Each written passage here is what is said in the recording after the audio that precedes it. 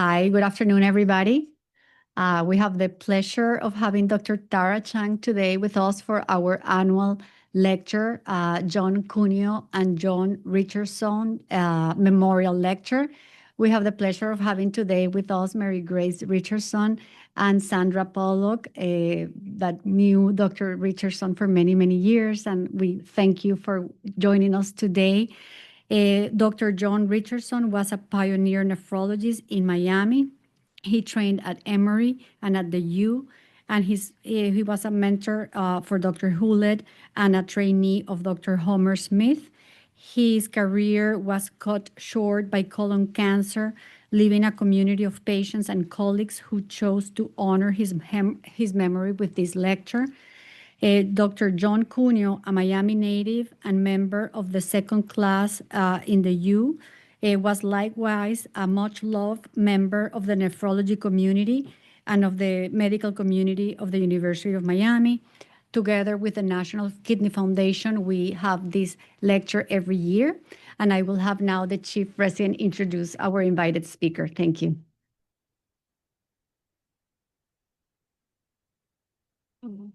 Hi, everyone. Thank you for coming. I'm Dr. Here. I'm one of the internal medicine chief residents. It is my privilege to introduce our grand round speaker today. Dr. Tara Chang is a professor of medicine and chief of the Division of Nephrology at Stanford University School of Medicine. Dr. Chang maintains a clinic for patients with kidney disease and difficult to treat hypertension, and also facilitates clinical research that focuses on improving cardiovascular outcome in patients with CKD. She serves as a member for both the KDIGO Executive Committee and the Blood Pressure in CKD Guidelines Committee. She is also deputy editor for the American Journal of Kidney Diseases and is still actively involved in multiple academic societies. Please welcome Dr. Chang.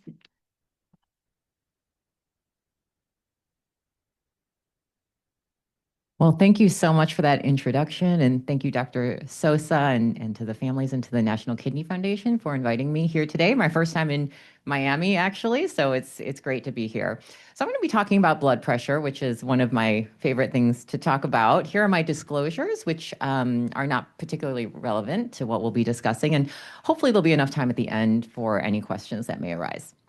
So don't need to tell this audience this, but we all know that high blood pressure is extremely prevalent, right? About half of US adults will have high blood pressure in their lifetime. And it's very costly, both in terms of money, hundreds of billions of dollars spent on high blood pressure and its adverse consequences in the US alone, but also costly when we think about the impact that poorly controlled high blood pressure has on our patients. And collectively, if we were able to reduce systolic blood pressure by a modest amount, 12 millimeters of mercury, we know that we could have really large impacts on all of these adverse cardiovascular events, on death. But unfortunately, as a collective, we're not doing a great job in terms of blood pressure control. These data are taken from the NHANES survey of US adults from 2013 to 2023. And what you're seeing here with that dark black line on the bottom is that among all the adults with hypertension, only about half are controlled, and that has really not improved in the last decade. And the orange line is showing you that among those patients with hypertension who are actually taking medications, still about a third of patients are not being controlled. So it's really going to be up to all of us, regardless of whether you're a nephrologist like me and really into hypertension, or maybe if you're going to be a gastroenterologist or whatever. I would argue that it's really going to be up to all of us if we want to finally see this flat line improving over time. So in terms of what I'll talk about today, we'll start with some information about diagnosis, what's going on with targets, therapies, and just veering off a little bit to talk about inpatient hypertension, which is something I know the trainees probably deal with all the time. And I'll focus a bit on the 2025 American Heart Association blood pressure guidelines that just got released a couple months ago and sort of highlight what's new according to those guidelines. So let's start with diagnosis. And I always have to start with blood pressure measurement, which seems very basic. It's something that happens all the time, but we collectively are usually pretty bad at it. But we know that it's super important, right? Because if we don't have an accurate blood pressure measurement, we don't even know what it is that we're actually dealing with. And there's all these steps that need to be done. And to be fair, it does take a little bit longer than what's called a routine or a non-standardized blood pressure measurement, which often happens where they just walk in, you sit down, you measure their blood pressure. And probably the most important factors are to have at least a little bit of rest. Whether it needs to be 5 minutes, like it says here, is still actually being investigated. It could be shorter, probably. But needing to take more than one blood pressure measurement is probably important. And then some of these other things here. And it's important to ask the patient to prepare before they come into the clinic. And we also instruct our patients to do this when they're at home and measuring their blood pressure on their own. And you can see why, right? So this was a study that Dr. Paul Draws and his team did, where they compared blood pressures that were measured in a standardized way through a clinical trial over time, and compared those to blood pressures that were measured in a routine way at around the same time as those standardized blood pressures. And you can see that on average, the routine is about 7 to 8 millimeters of mercury higher than a standardized. And you might say, well, okay, but if that's the case, why don't we just subtract 7 or 8 points from a non-routine blood pressure measurement, and then you have what would probably be the blood pressure if it were standardized, and you don't have to go through all the, extra 5, 10, 20 minutes that it's going to take to measure it properly. And the reason is this. So for those of you who aren't used to looking at these bland Altman plots, what you're seeing on the x-axis is the average of the blood pressures when you measure it by routine or standardized. And then on the y-axis is the difference. And if all of the little dots there were clustered around the average difference of about 7, then you probably could arithmetically convert one to the other.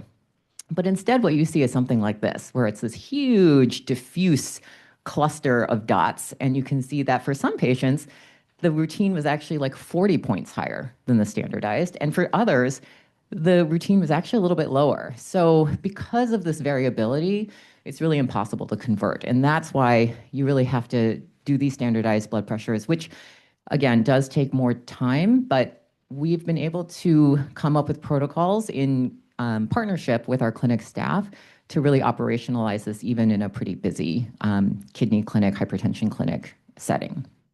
So, and there are definite consequences. This was a QI project that came out of our standardized blood pressure measurement protocol. And what we found that was among all the patients who were not at control when we measured them routinely, about a third actually were at goal when we measured it in a standardized way. And so you can imagine that if we had potentially increased or intensified their blood pressure regimen without properly measuring it, we might have actually caused some harm and maybe syncope or hypotension, et cetera. So with that background, the definition and classification of blood pressures in the new AHA guidelines have not changed. They're really the same. Normal is less than 120/80. Elevated is in the 120s. And then you can see stage 1 hypertension is a systolic in the 130s and a diastolic in the 80s. And then stage 2 is anything over 140/90. And that remains unchanged. What is new in the new guidelines is this new focus on primary aldosterone screening. And so you can see that the old guidelines said, anyone with resistant hypertension, so that's people who are on at least 3 drugs and not controlled, regardless of whether or not they have low potassium values, should be screened for primary aldo. But what is new is they now say to consider screening for anybody with stage 2 hypertension. So that's blood pressure, again, of over 140/90, and that's going to be a lot of patients. They also go on to say that, it's really okay to keep people on their blood pressure meds. I think a lot of maybe the hesitation or the delay in screening was because people felt like, oh, I have to get them off of their ACE inhibitors or get them off of their, whatever the medications and switch everything around, which can be difficult to do when you need to do it. But the new guidelines say just send it, unless they're on spironolactone or eplerenone, because then it's really not interpretable. But outside of those meds, you can pretty much just send it. And if it's positive, I know you all have a hypertension center here as well, consider referring them for help. And the reason is this. So this figure is taken from a study that was done a few years ago led by Dr. Jordy Cohen at UPenn and Dr. Vivek Bala, who's at Stanford. And this was taken from data at the VA. And what you're seeing plotted is they basically sorted by VA center the number of patients with resistant hypertension. So recall, everybody with resistant hypertension should be screened for primary aldo. This black jagged line at the bottom is the proportion of patients who were screened for primary aldo. And you can see that on average, it was about 2%. It should be 100%, but it was about 2%. So we know that there's a lot of undiagnosed primary aldo out there. We're also learning more and more that it's a continuum probably in terms of, what are the thresholds for diagnosing primary aldo. And it has potentially real consequences for treatment, not only in terms of whether an MRA like spironolactone might work well, but also for potentially surgical treatment, adrenalectomy, et cetera. So again, to screen, you just send the plasma or serum aldo and a renin. At Stanford, it's a plasma renin activity level, a PRA. Check a basic metabolic panel at the same time to make sure they're not hypokalemic. And then if there's a positive screen, which is basically you're looking for a very low renin or a suppressed renin and some level of aldo that seems a little bit high, that's considered a positive screen. But I would say if there's any confusion or any uncertainty, that's what your hypertension center people are there to help you with. But just sending it is an important first step and at least sort of considering it. So to summarize, standardized blood pressure measurement is the key in the office and at home. And again, remember to send those renin and aldos on pretty much almost everybody that you're going to see with high blood pressure. So what about targets? So I always like to, when I have fellows and residents working with me in the clinic, they'll be presenting to me and they'll say, oh, they have high blood pressure. The blood pressure today was like 136/80. It's fine. And so I always like to challenge them, like, is it fine? What is fine? What number are we trying to get to? Because I think a lot of that flat line you saw in terms of our collective blood pressure control is this kind of therapeutic inertia, right? We're like, oh, they're doing fine, they feel fine, they're 130s, it's all good. But really have to think about what we're trying to get to, I guess, challenge ourselves and to talk to the patient about whether their current blood pressure is good enough. So as far as the targets go in the new guidelines, at first blush, it seems to be pretty similar to the 2017 guidelines, basically aiming for a systolic less than 130 and a diastolic less than 80. But what is different in terms of the target is they have this extra clause where they say, target a systolic of less than 130 with encouragement to achieve a systolic of less than 120. And that means the blood pressure in the 110s to 110s. That's pretty low. That's a pretty intensive blood pressure. And we'll talk more about why and what that might mean. The other difference is that they're using a different risk calculator for cardiovascular risk. And I'll talk more about that here. So in the old guidelines from 2017, they use something called the pooled cohort equations. And now they're using, they want to use this PREVENT calculator, which was developed more recently. As you can see, the data are a little bit more recent. A lot of the variables that go into the prediction models are the same. But key difference, which I was happy to see as a nephrologist, is that now kidney function in terms of the estimated GFR is a required variable that you have to put in. And the urinary albumin to creatinine ratio, or the UACR, is an additional optional variable. But I would encourage you to send the UACR because it is a very important risk modifier for a lot of outcomes. And then race, which was previously included, is no longer included. So albuminuria, again, I'm a nephrologist, so I love to think about albuminuria, but it really is so important. And the reason is this. So this is a heat map. Many of you have probably seen this before. Decreasing levels of estimated GFR in the rows, and in the columns, it's increasing levels of albuminuria. And you can see that even at kind of quote unquote normal eGFRs or only very mildly reduced eGFRs, that if you have moderate to severe albuminuria, it really changes your risk of many things. So this heat map looks the same whether you're talking about your risk of kidney failure and needing dialysis, or your risk of cardiovascular outcomes, or your risk of dying from cardiovascular disease or dying from anything. This all applies. So send the UACR would be one of my take homes. Now, this encouragement to go to less than 120, where did that come from? So back when the 2017 guidelines came out, the only positive trials showing a benefit of targeting a systolic of less than 120 versus less than 140 came from the SPRINT study. And you can see that SPRINT was a pretty big trial, over 9,000 patients. They were all at high cardiovascular risk, but nobody had diabetes. And in fact, there was a kind of a companion, not companion, but a separate study called Accord, which had come out many years before Sprint, that was nominally a negative trial. Now, we can get into the details about whether Accord was actually negative or not, but suffice to say that the take home was that Accord was negative, and that was in people with diabetes. Sprint was positive, showed this tremendous benefit, a hazard ratio of 0.7, favoring a target of less than 120 versus less than 140. Sprint had a lot of controversy, however, and many guideline writing committees in Europe especially kind of discounted Sprint. But what's different now is since Sprint, there have been 2 additional very large trials, Esprit in 2024 and BP Road in 2025, both conducted in China, that similarly targeted a systolic of less than 120 versus the less than 140. And you can see, again, these hazard ratios showing a benefit on cardiovascular outcomes with the more intensive systolic blood pressure target.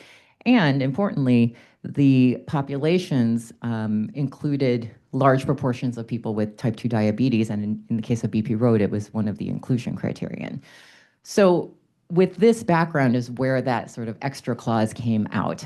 Of course, the main concern about being so aggressive in the blood pressure targeting is the potential for harm, right? We don't want to make our patients syncopize, they might fall and hurt themselves. You're using possibly more drugs like thiazides and can cause electrolyte abnormalities and maybe even cause AKI. And it's true that many of these things were seen more often in the intensive treated arm. But what I would just want to point out is that the number needed to treat to prevent one potentially devastating or fatal cardiovascular event is about 100 to 300, depending on the study.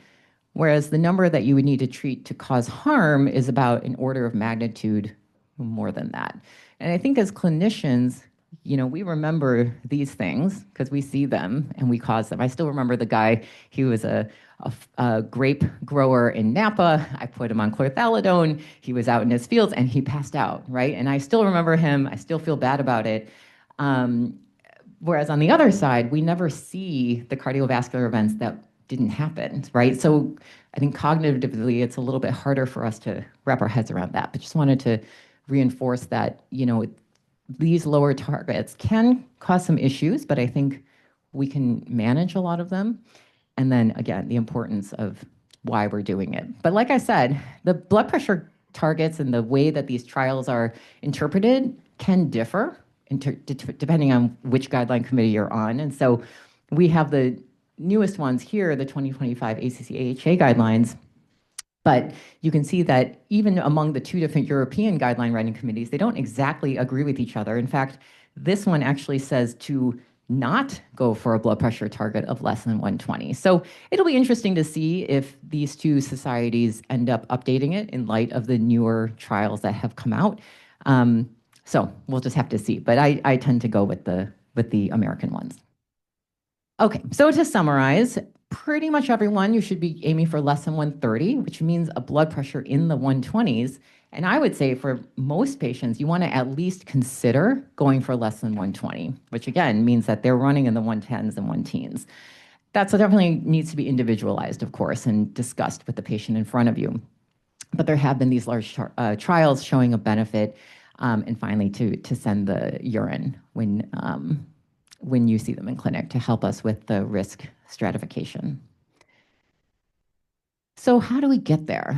What can we do to get our patients to these potentially pretty aggressively lower blood pressure targets?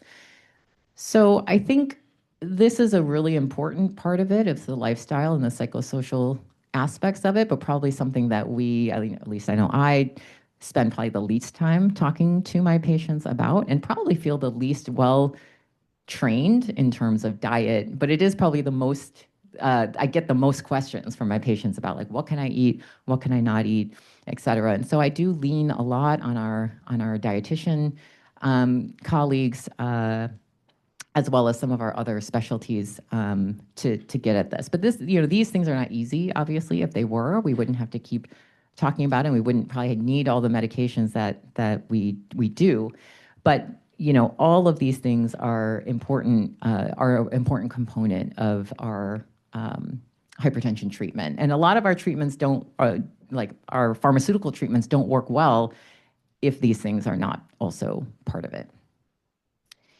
As far as when we need to pull the trigger to start medications, there has been a bit of a change in the new guidelines. So it's still, if you're, stage 2 hypertension, you have a blood pressure over 140 over 90, then you're going to need medications and probably more than one. If you're at high risk of cardiovascular disease, so again, if you plug your numbers into the prevent calculator and it's more than 7.5%, if you have kidney disease, diabetes, et cetera, and you're above 130 over 80, you're probably going to need meds. So this is going to be a lot of the patients that certainly I see in my clinic, but maybe not in primary care, for those of you who may be going into primary care.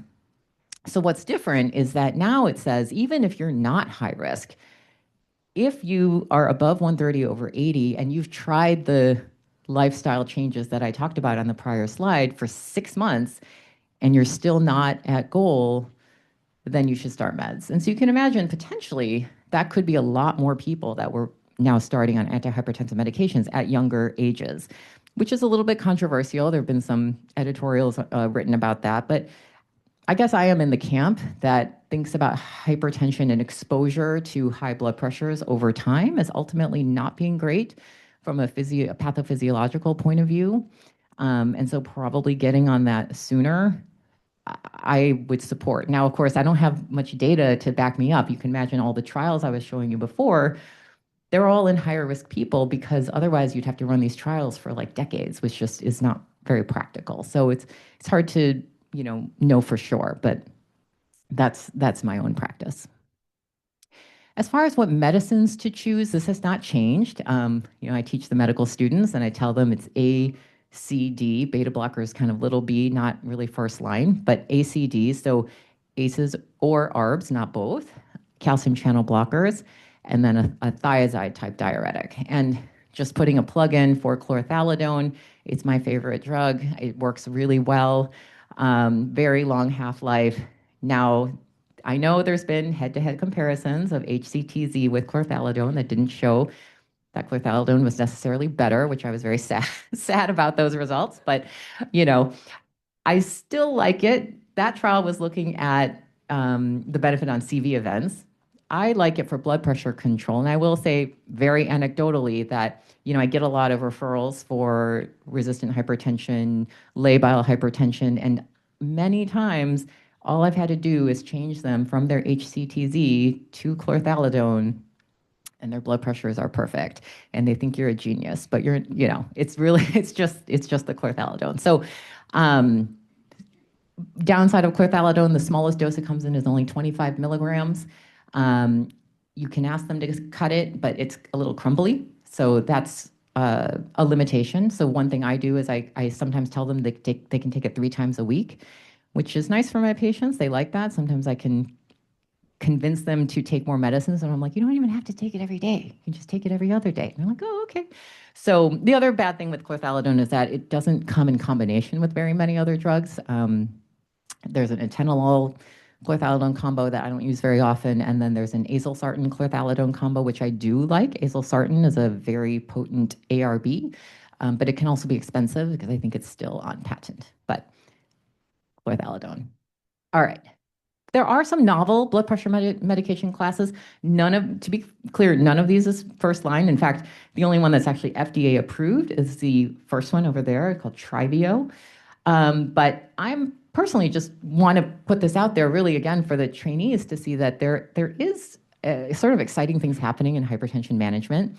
When Trivio was FDA approved, it was the first drug that had been approved since aliskiren, for any of you older people who remember that drug that almost nobody used. This is a direct renin inhibitor. There hadn't been any new classes of blood pressure medications approved until that one recently.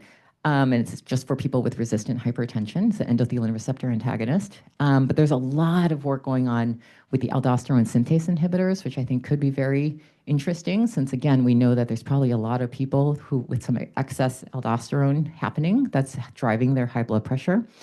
And then these small interfering RNAs. So we'll see. This is one drug they published the phase 2 trials a couple years ago. Very interesting. It basically shuts off the angiotensinogen production in the liver almost completely. And the really exciting thing is that you can give this drug like once or twice a year, or maybe quarterly, something like that. And one of the biggest barriers to blood pressure control is medication adherence. So I think it could be really interesting if we could just have a patient come in for their like once or twice annual, biannual shot and have improved blood pressure control. So we'll see. There's a phase 3 study going on now. Of course, a lot of questions about safety, et cetera. So, but like I said, we should have a lot of readouts from these studies in the next months to years. So exciting areas. Also another treatment that has been recently FDA approved back in November 2023, so a little bit of time ago now, is renal denervation, which I understand you all have folks who do it here. So there are 2 systems that were FDA approved. One is the Medtronic spiral system, which uses radio frequency to sort of heat up the within the vessel you can see here, that then ablates the nerves surrounding the renal arteries, or the ReCore Paradise system, which uses ultrasound energy to do the same thing. So spend a little time kind of talking about renal denervation, because I think there are some maybe misconceptions about its efficacy. And in this, so there were 2 programs with the spiral system, the radiofrequency one. One is called hypertension off med. And so like the name implies, the people in this trial had uncontrolled blood pressure, but were not taking any medications at baseline, or they had been titrated off of their medication. So not a severe phenotype of high blood pressure. You can see that it met its primary endpoint, which showed about a 4 millimeter of mercury difference between the active renal denervation group and the sham control. But what I want to point out, so this is showing you when they just sorted all of the patients by change in this case, office systolic blood pressure.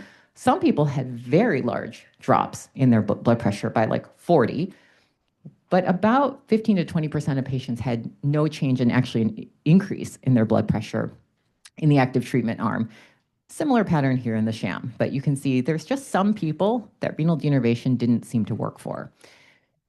In the companion study, which is spiral hypertension on med, similar design, similar inclusion, except that these people were taking up to 3 antihypertensive medications. So they were not resistant hypertension, but they had more severe hypertension than in the hypertension off med group.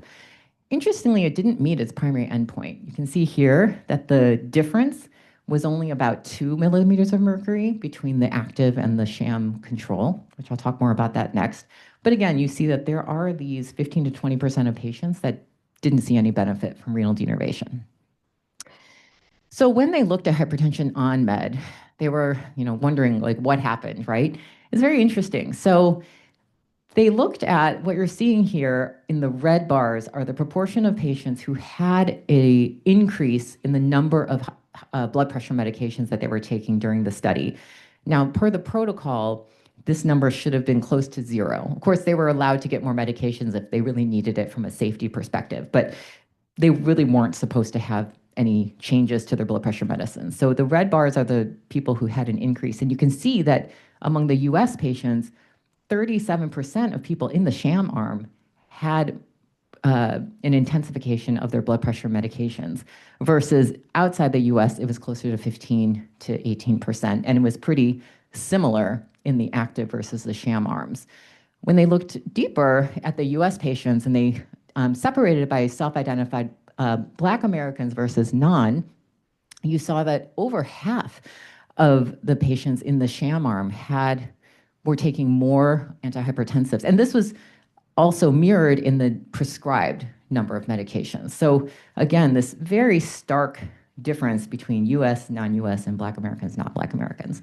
And it was reflected probably in what happened. So this is looking at the change in blood pressure. And again, you can see rest of world, a larger drop in the active arm versus the sham, versus in the US, kind of no difference, or even a larger, although not statistically significant, but potentially a bigger drop there. So just really points to the importance of adherence and the challenges in doing these types of blood pressure studies. Now, as far as the safety, so again, these are both hypertension off and on were very short term, 6 months, 3 months, et cetera, but really no major concerns from a safety point of view.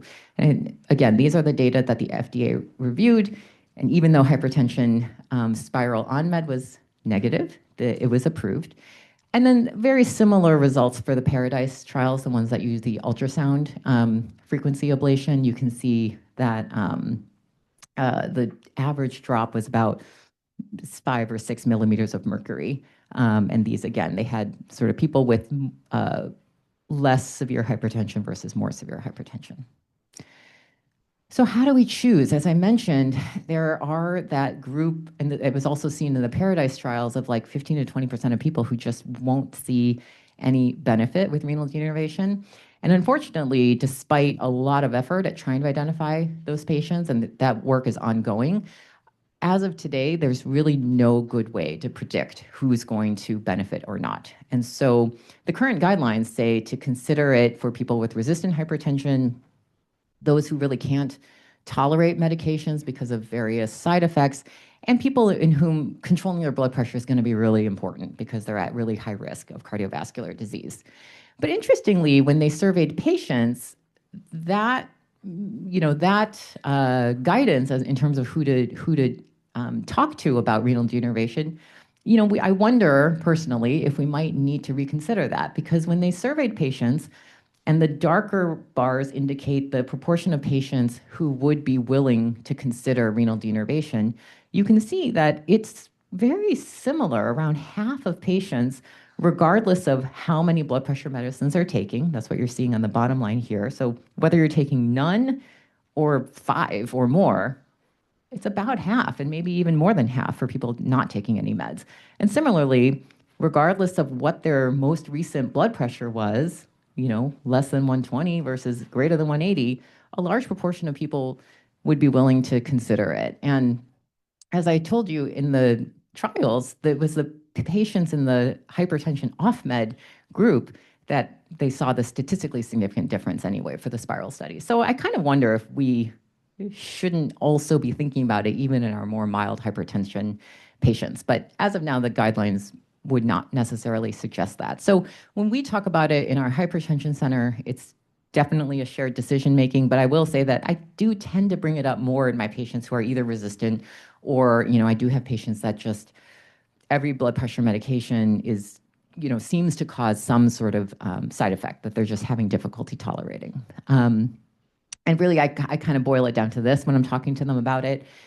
Remember, it's just going to drop their blood pressure by about the same as what one medication would do. It's not going to cure them. So you want to make sure they understand that.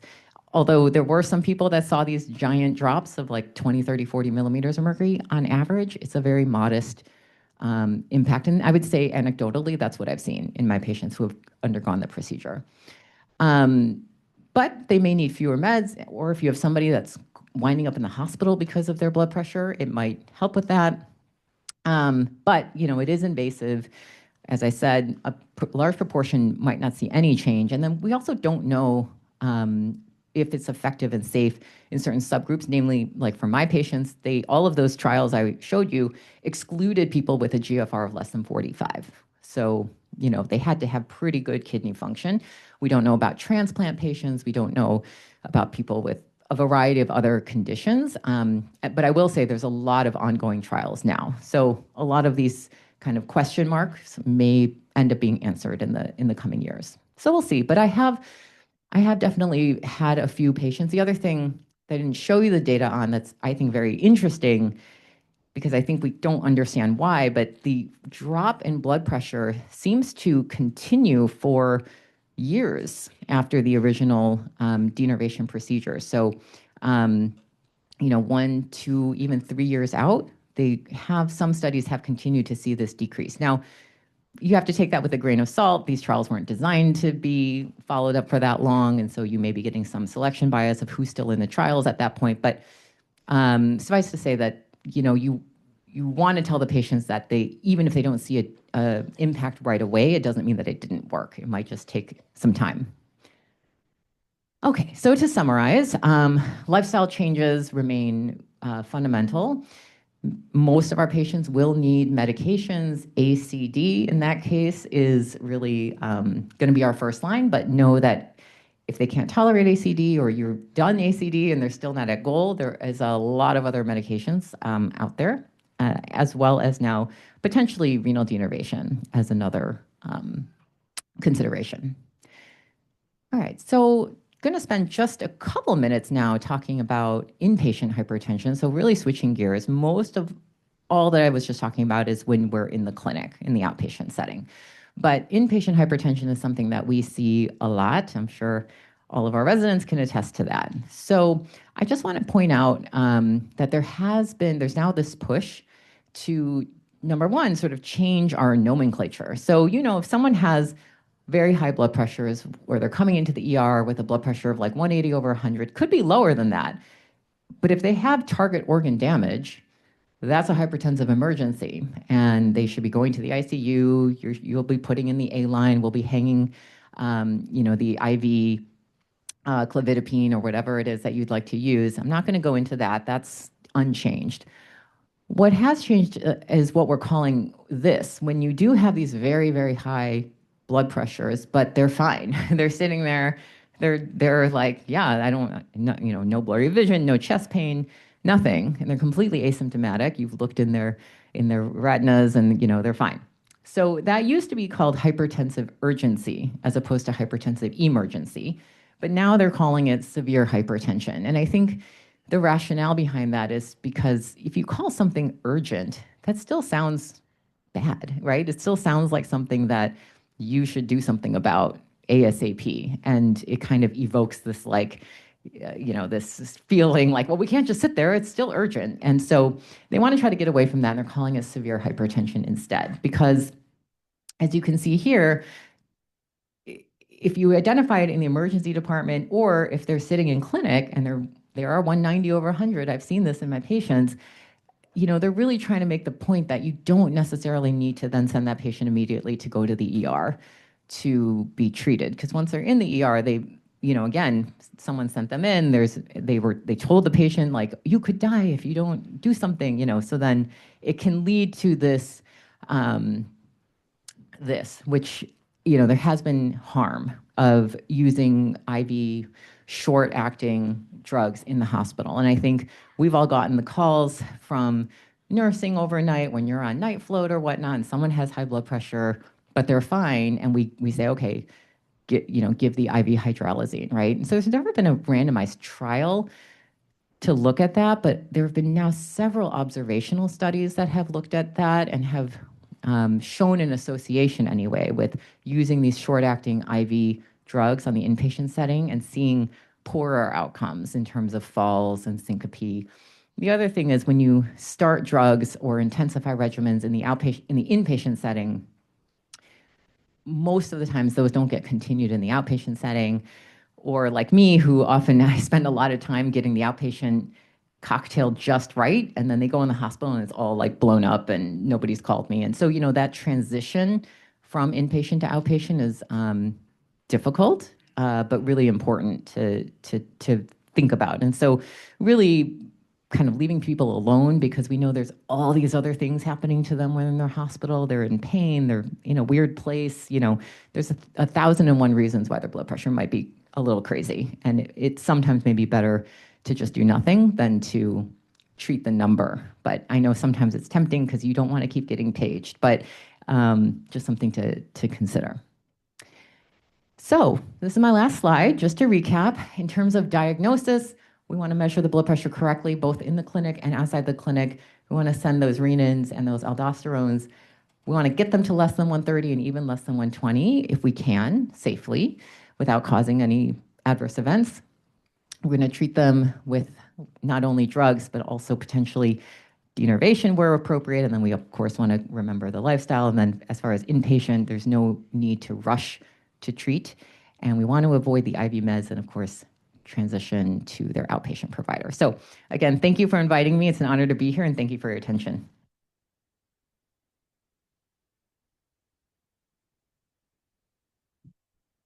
Dr. Chang, that was marvelous. Thank you for that lecture. That was great.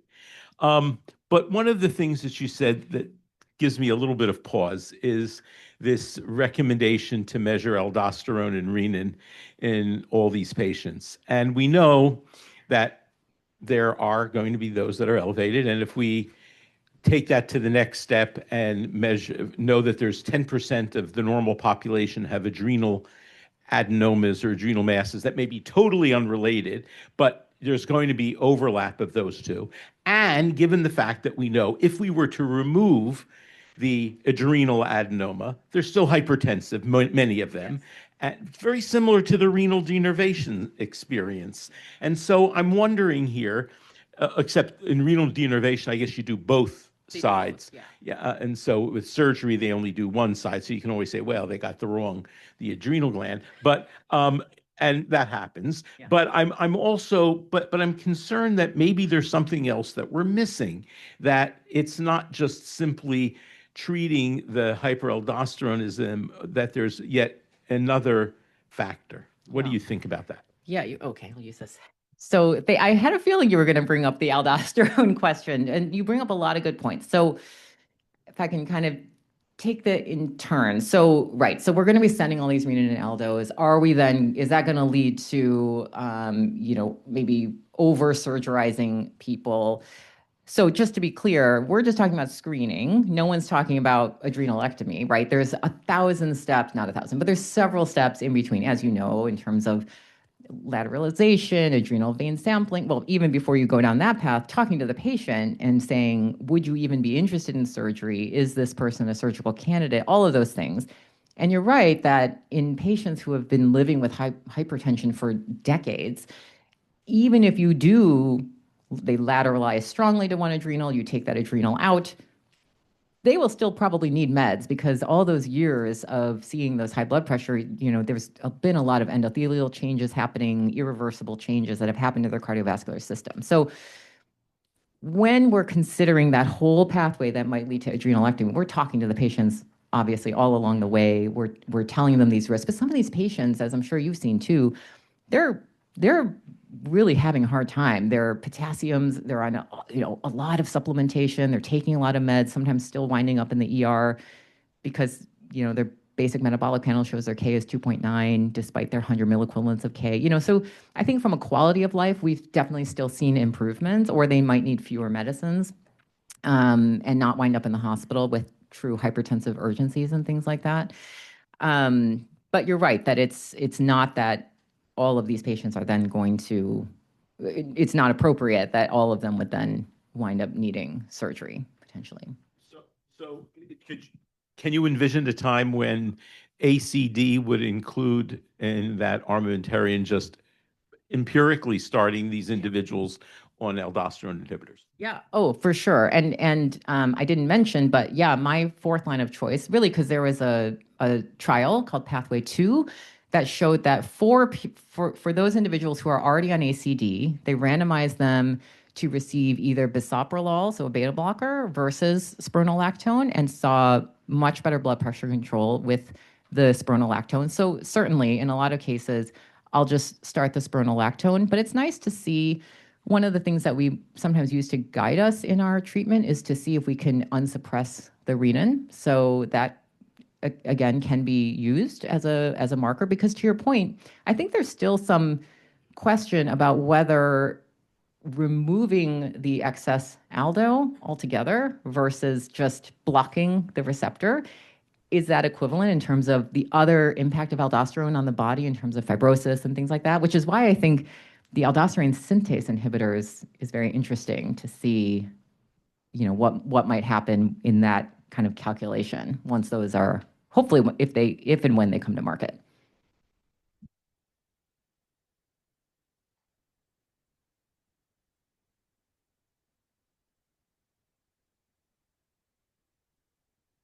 Short-acting antihypertensives in the hospital.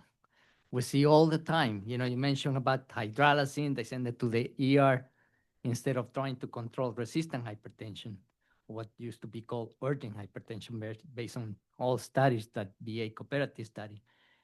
We see that a lot, and then we get called, we put them on intermediate or long-acting antihypertensive. And in my opinion, they do better. Is there any data that compare that? using hydralazine compared to? Like on an inpatient setting, it's a data-free zone in terms of how do we treat hypertension in the inpatient setting, from diagnosis, what are the thresholds for what is hypertension in the inpatient setting, to medications. Yeah, there's nothing that's prospective and randomized. Most everything is retrospective and observational. And to your point about comparing like a longer acting versus a short acting, I'd have to review. I feel like the comparisons that I can remember are more the short acting versus none, but I would need to check on that. I can't remember. Yeah. Dr. Zarate, online, do you want to unmute yourself and ask your question?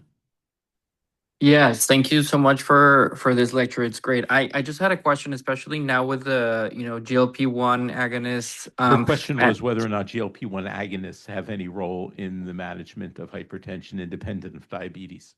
Yeah. So as far as a direct impact on blood pressure, probably not. But as you all know, actually tomorrow at the Nephrology Grand Rounds, I'll be talking more about this cardio-kidney metabolic syndrome, CKM syndrome, that was coined a year and a half ago by the AHA. Really talks about that and the interrelatedness of obesity, excess adiposity, inflammation, and its impact on the cardiovascular system. And so I do think there's a big role for GLP-1 receptor agonists in that framework. And of course, a big part of that is its impact on hypertension. But I personally still see it as being maybe 2 steps removed from hypertension management, but certainly weight management is very important, as well as glucose management. And there was the FLOW trial that came out last year that showed a benefit of semaglutide at a 1 milligram dose, so not the weight loss dose, but a 1 milligram weekly dose, and showed tremendous benefit in terms of slowing CKD progression and preventing the need for dialysis. Hi, thank you for that great talk. Everybody sees topics like this through their own rose-colored glasses. I'm a sleep medicine doctor, and so I would like to advocate for ACDS with sleep, because sleep deprivation, insomnia, and then the big one, obstructive sleep apnea, all associated. I'd love to hear your thoughts on where you put sleep. Oh yeah, 100%. So thank you for your question. Yeah, I didn't mention it, but so in our hypertension center, it is multidisciplinary, and our sleep colleagues are a big part of it. And I've learned so much from them. But you're right that I send people for sleep studies all the time, and they can all often get them done at home. So it's a lot more convenient than it used to be of having to go into the lab to get their sleep study.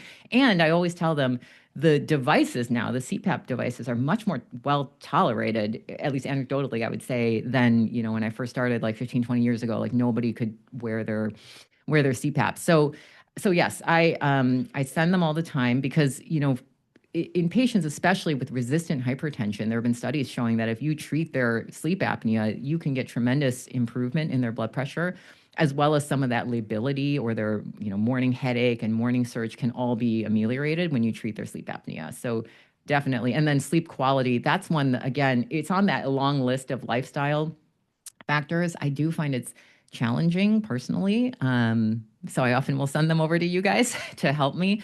But thank you for bringing it up. It's a huge part of it. Let me just ask one more my question, and then we'll go to you. So what is essential hypertension? Well, we like to stay away from that term and call it primary hypertension, which basically, and I tell my patients this, I'm like, basically it just means that we haven't figured it out yet.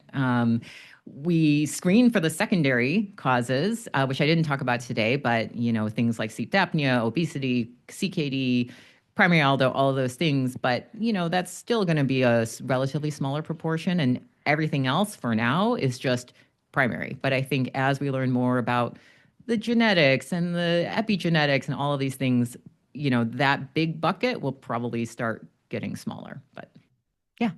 Okay, thank you. I have a question. So I get that we shouldn't treat this high blood pressures in the hospital so frequently. Is there a guideline for when we should actually treat it? Because again, it becomes a bit tricky when you're called and then you're scared that if you don't treat it, you might end up causing harm. Right. well? And yeah, no, great question. And I understand, right? None of us wants to kind of say, yeah, they're fine, and then they have a stroke. So at least based on the, again, observational studies, they were able to show, studies have been able to show that you don't usually see that in terms of adverse outcomes happening amongst those treated versus untreated.